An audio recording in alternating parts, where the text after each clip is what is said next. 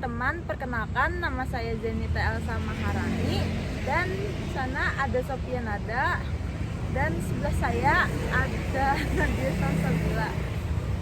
Saya berasal dari Ilmu Tanah dengan NIM 2510513320020. Kali ini kita akan belajar tentang tanah dan perubahan iklim. Sebelum kita mulai, coba kita lihat di sekeliling kita. Tanah di sekitar kita mungkin tampak biasa saja, tapi sebenarnya tanah punya peran penting bagi kehidupan. Tanah menyediakan tempat tumbuh tanaman, menyiram air, dan menjadi rumah bagi jutaan organisme kecil. Berarti tanah itu juga makhluk hidup ya, karena punya banyak aktivitas di dalamnya.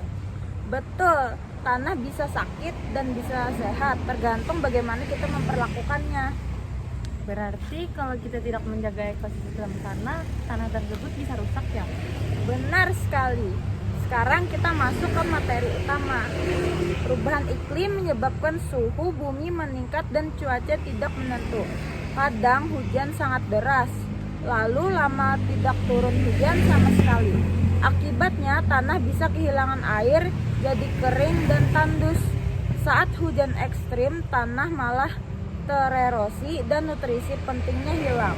Berarti kalau misalkan terjadi perubahan iklim, itu bikin tanah susah menyerap air ya? Benar, saat lapisan tanah rusak, air tidak bisa menyerap dengan baik. Inilah yang menyebabkan banjir dan kekeringan sering berganti terjadi.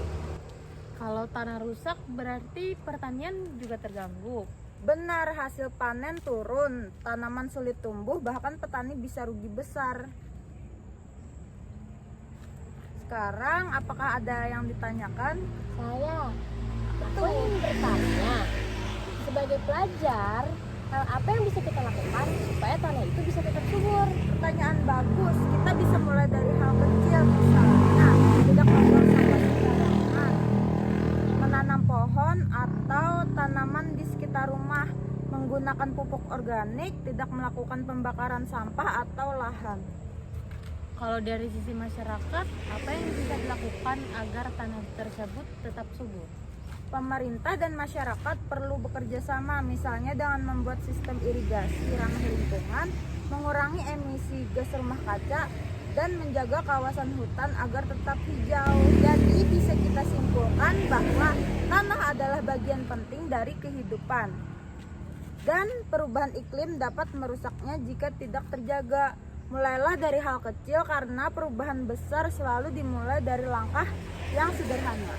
Saya jadi sadar kalau misalkan kita menjaga tanah berarti sama artinya dengan kita menjaga masa depan. Jadi bisa kita simpulkan bahwa tanah adalah bagian penting dari kehidupan dan perubahan iklim dapat merusaknya jika tidak kita jaga.